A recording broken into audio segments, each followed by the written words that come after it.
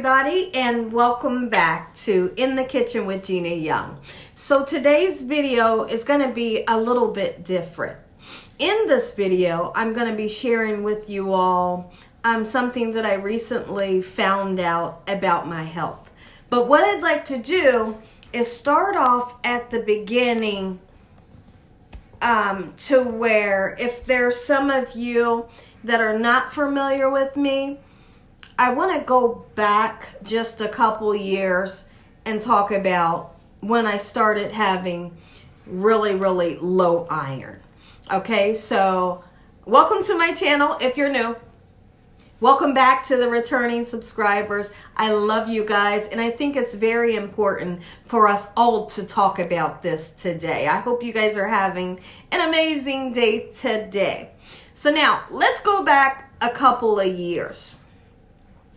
In 2010, I had to have a blood transfusion because my iron levels was extremely low. Like the number was, I believe, a 2. And my husband and my dad was in the hospital with me. And I wind up getting like a port put in, and they did a blood transfusion. Now, so they had told me that I'm anemic, severely anemic. Years went by, and I did okay, right? Years went by, and I did okay. Up until like 3 years ago, they told me, it may be 2 years ago, they told me, you're going to need iron infusions because your iron numbers are just super duper low, right? I didn't know what an iron infusion was, right? But I found out quickly because I had to get it. So my whole life, I have always had really heavy menstruals, okay? I mean, like super heavy, so you could only imagine. And it was unusual, right? Especially like the first 3 days. And if nobody never tells you growing up or just, you know, you never have any other conversations with other people about that, then you won't know that for it to be that heavy is not normal. And so I just didn't know. So a couple years ago, maybe 2 years ago, I started getting to the point to where I would be lightheaded during that time of the month. I would get dizzy. I had like zero energy. And when I say zero energy, literally zero energy, okay? And so I wound up going to a doctor. They said, okay, you got to get these iron infusions. Come to find out, I needed them in order to like be right.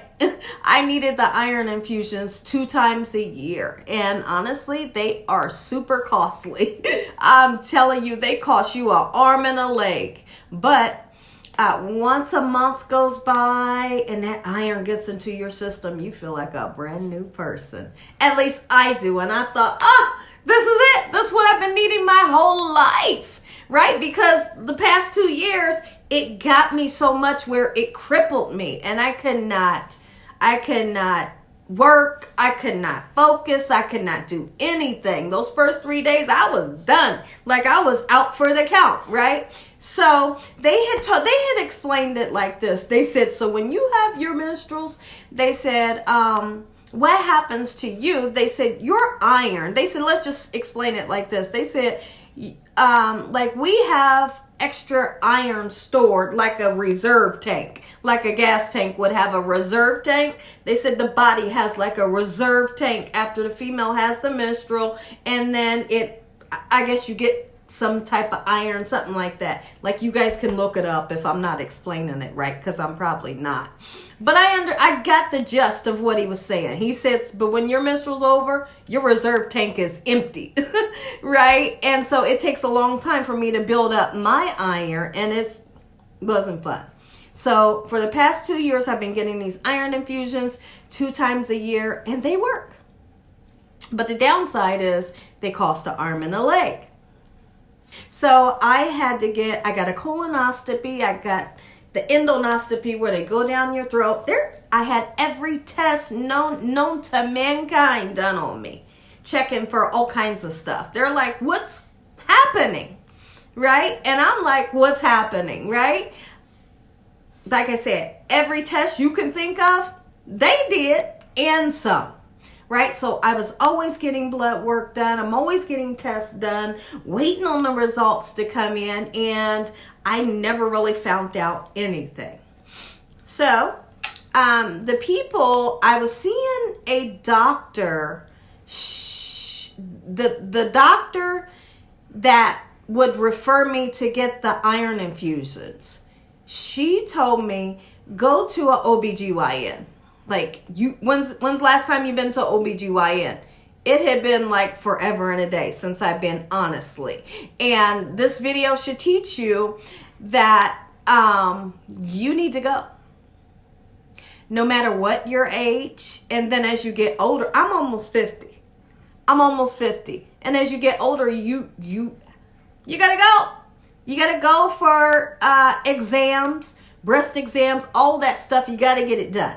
And it's been a while since I had it done. So I found me an OBGYN and I went. And the first day that I went, she said, we're going to go ahead and do a pap smear and check you and everything, make sure everything's all good. Well, she did that. And when she said, well, everything's good. She's like, we'll get results back. Like, if we call you, then we need to talk about something. If we don't call you, everything's fine, right? And so I didn't get a call back. But before I left, she told me, she said, I'm going to need to do a biopsy. And I thought, like, for what? This is right after she got done with the pap. And I said, for what? Because I know that a biopsy has to do with them taking like a piece of your tissue, and getting it tested to make sure that there is no cancer. So she tells me that, and I'm kind of freaking out. When I left there, I didn't get an appointment for the biopsy. She told me, she said, go downstairs, make an appointment. You have a ultrasound to get done. And I thought, okay. So I left, and ever since then, I've been worried half to death. I've been worried. So I go back,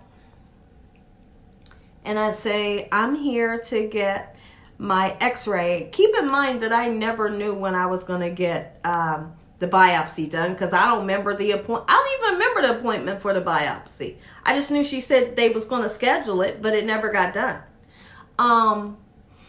So I come in just like last week or the week before, and I say I need to get my x-ray. So I get there, and the lady says, okay, we're going to do the x-ray vaginally, okay? And so no problem. I've had that done.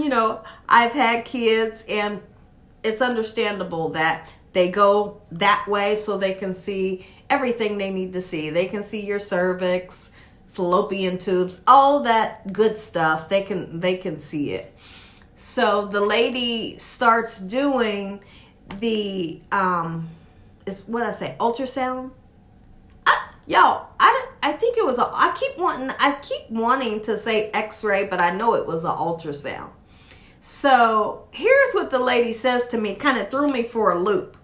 But I'm already in there, and I'm prepped, and I'm ready, and I'm waiting. So those of you that has had an ultrasound that way, you know what ready means. I'm ready, like I'm on the table. And the lady says to me, that's getting ready to do the ultrasound, she says, do you want to put the... I can't believe she says this. And I'm like, who says this? She says, do you want to put it in? And I'm thinking, are you kidding me? She said, I can, or you can. She said, some people want to just do it themselves. I didn't know what to say. It's okay to laugh, because that part is funny.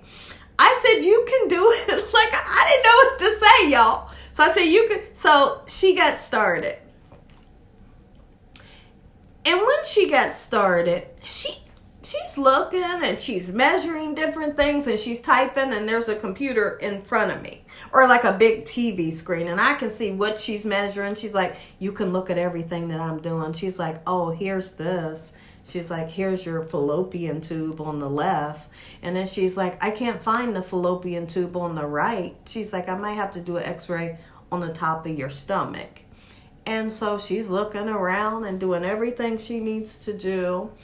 And then she says, you have fibroids. And then she starts like measuring, because everything that she's doing on the screen, I can see it in the TV, on the TV in front of me. She's measuring. It looked like she's measuring like some big things, right? And she says, yeah, you got fibroids, and I'm measuring them right now. She said, and one of them goes all the way up to your navel. And I think, okay. And so I say, how many? She said, I see 3. She said, but it could be more. She said, this exam will show, what I can see right now. She said, but you could get an MRI and like 30 could be in there, right? And I'm thinking, well, okay. Right? So I'm kind of freaking out at the moment because I didn't know nothing about that.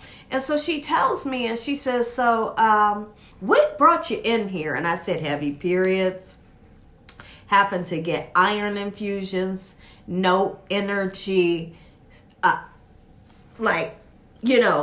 just not feeling well certain times of the month. And I wanted to stress no energy and how heavy the periods were. And even having the menstruals, losing like blood clots and stuff like that. Okay, she said, oh, okay. She said, well, I'm not the one to give you advice on the fibroids. She said, I just do these x-ray or ultrasounds. And I thought, well, okay. So I'm all done. She told me, go ahead and get dressed. And I do. And they sit me in this room. I go sit in the room, and one of the nurses comes in. And when she comes in, she say, so right now we're going to get ready to do the biopsy. I said, I didn't know. I said, I didn't have an appointment for that today. I didn't have an appointment for that today. I didn't know we was doing all this today. She said, yeah, she's ready. And I thought, okay. She said, so don't get too comfortable. Like, don't put your jacket and your stuff back on. She said, because we need you now. 5 minutes later, one of the nurses come and get me, and she say, are you ready? I said, no. I said, I'm scared. And the lady said, oh, well, listen, little young thing. She looked like she never had kids. She say, well, have you had kids before? And I said, yeah. She said, if you had kids, you're going to be fine. And I thought, oh my goodness. I thought, I know you lying. Because I didn't like sign up for this today. Like I wasn't mentally together to get this done. Like a piece of me, like cut out, and then you go send it off for screening to see if there's cancer. I just wasn't mentally ready. So I get in there, and here comes the doctor. And I have to be honest, she is amazing. She's the one that got this whole ball rolling, right? All these many years, none of my doctors, my primary care doctor, none of my doctors never suggested that I go see the OBGYN.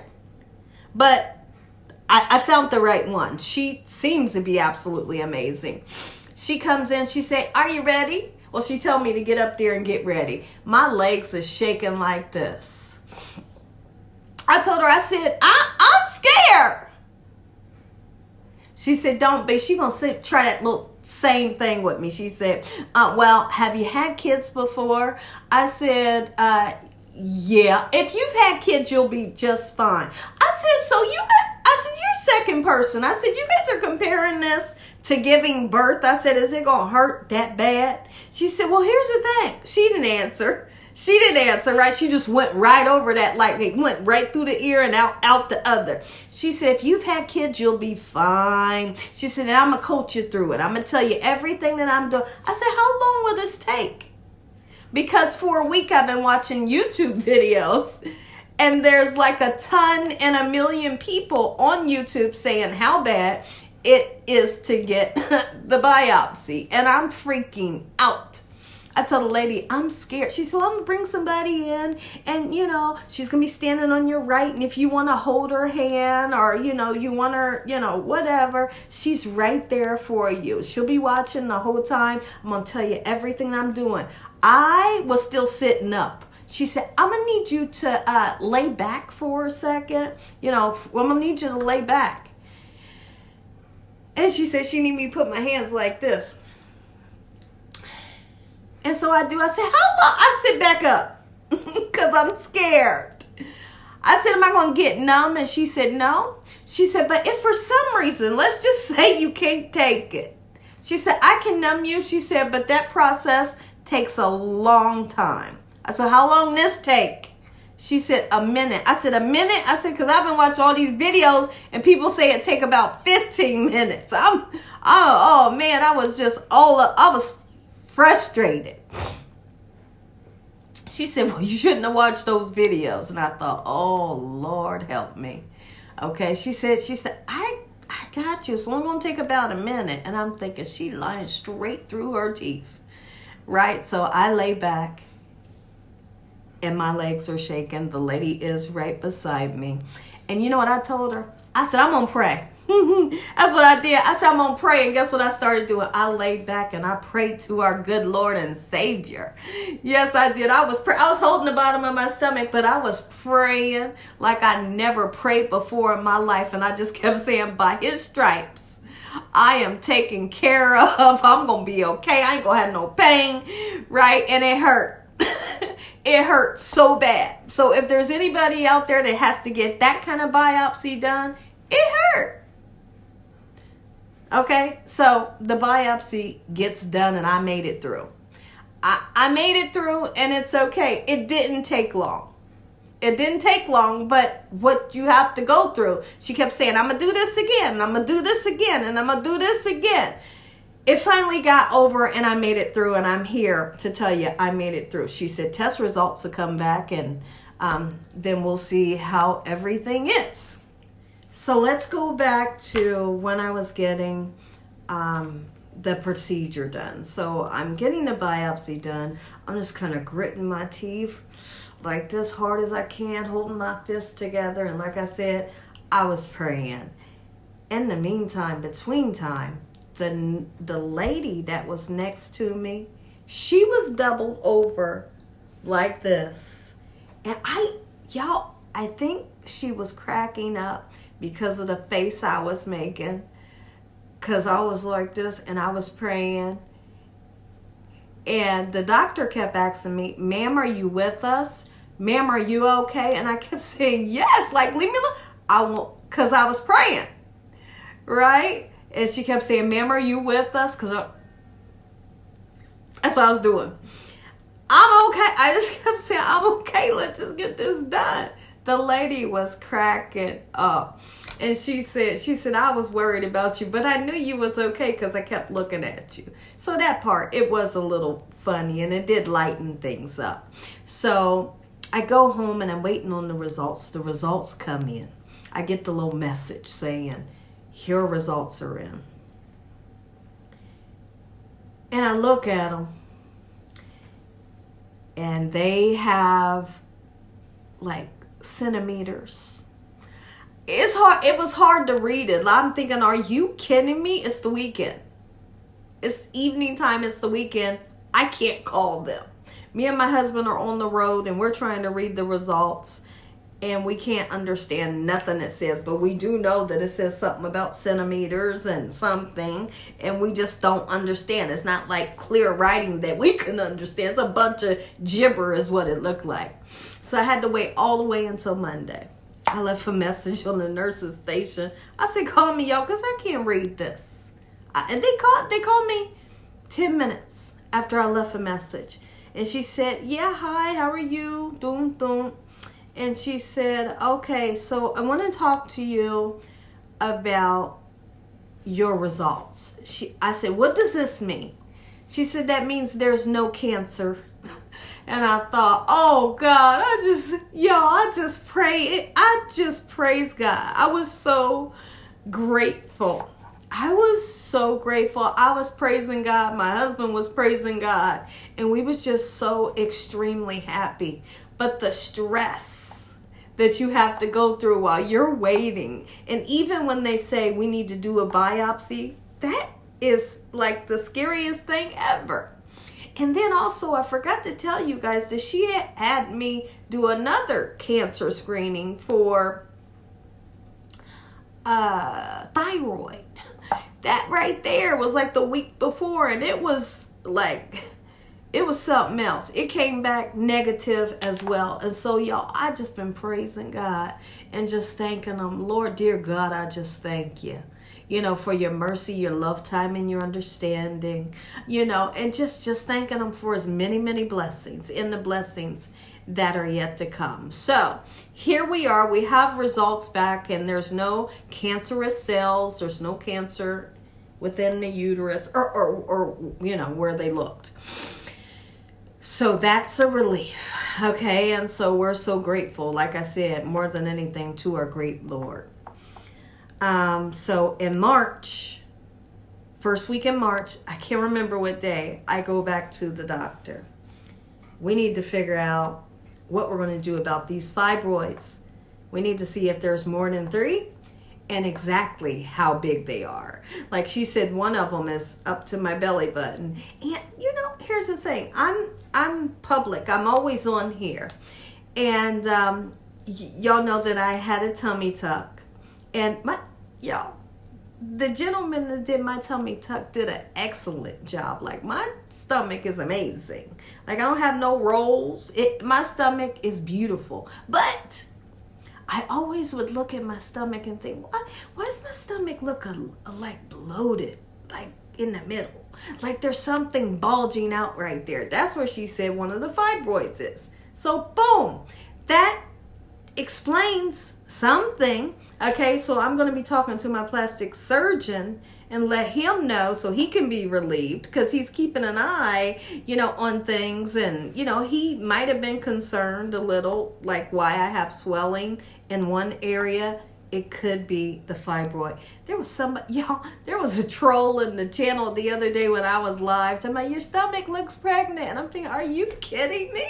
Like, I don't know why my stomach, come to find out there's fibroids. Okay, so we got that.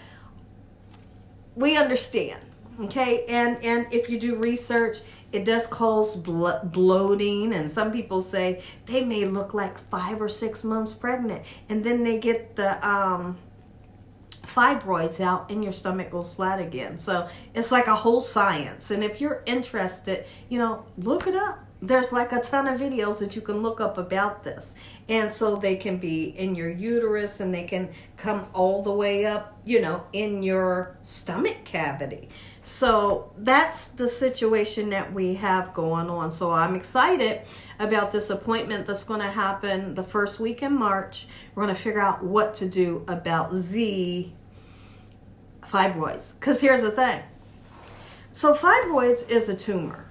Okay, they're tumors. They're and so they're tumors. I have heard people say, I deal with fibroids. I got fibroids. If you deal with them, get them out. They shouldn't be in there. People shouldn't be just walking around with fibroids. There are some people that can, I guess, don't quote me on this though. I guess some people just, if it don't bother them, they don't worry about it. No, here's how I feel. And here's what my OBGYN was saying. Get it out. Because if it's there and it's not supposed to be there, if you wasn't born, you know what I mean? If you wasn't born with this, get it out. And so there are going to be some young females or who's never had babies, and they worry that when they go to take the fibroids out, it might be a chance that you have to get hysterectomy, and then you wouldn't be able to have kids. I've had all the kids. I have had all the kids that I'm ever going to have. I'm almost 50 years old. I don't want no more kids. I don't want no more kids. Get these fibroids out. And I'm hoping to do this as soon as I can. I know it's going to be expensive, but if it ain't supposed to be in there, get it up out of there. And so that's how I feel. So I'm like I said, I'm super excited about this next appointment. But I know there's different ways that they can get it out. They can do like a bikini line cut where my tummy tuck incision is. They can cut right there and go in, do what they need to do. Or they can use like the mechanical tools. I don't know about all the special names. I don't prefer that because I don't want the marks.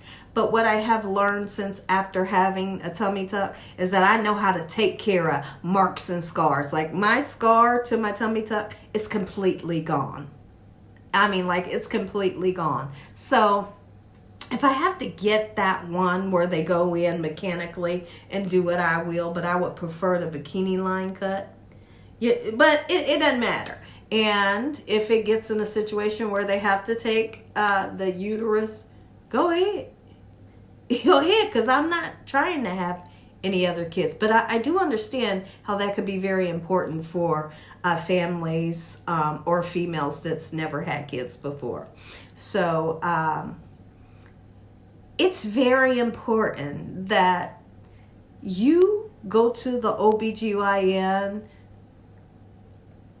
annually, or I don't know how often, and just get checkups, because you never ever know.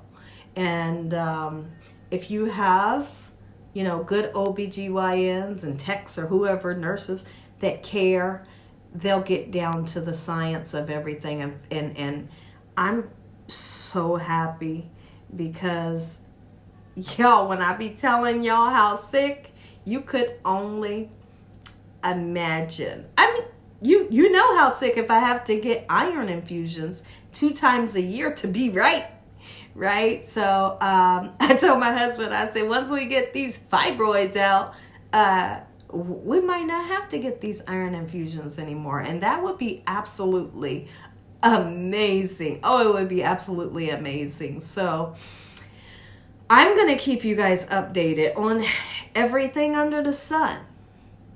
Okay, so if you have questions, you can ask if I can answer them. But if I can't answer them, you can look it up or call your doctor or go to your OBGYN. But one thing I wanted to talk about is so you guys know that I also had a breast lift when I had my tummy tuck. I heard somebody else that was talking about how when they had their breast lift, you know how when you have your breast lift, you may have like some scar tissue inside of the breast or under the breast or around the areola, whatever. You have to let them know when they do a breast exam on you, whether they're doing it physically with their hands or in the machine, because you don't want the machine to mistake your scar tissue for something and freak you out. Right? So I heard her say, if you had a breast lift before and you're going to get a breast exam or you're going under the machine for the breast exam, let them know that there's scar tissue because you've had this surgery, and then they won't be surprised and they'll totally understand. So when I had her she did it physically.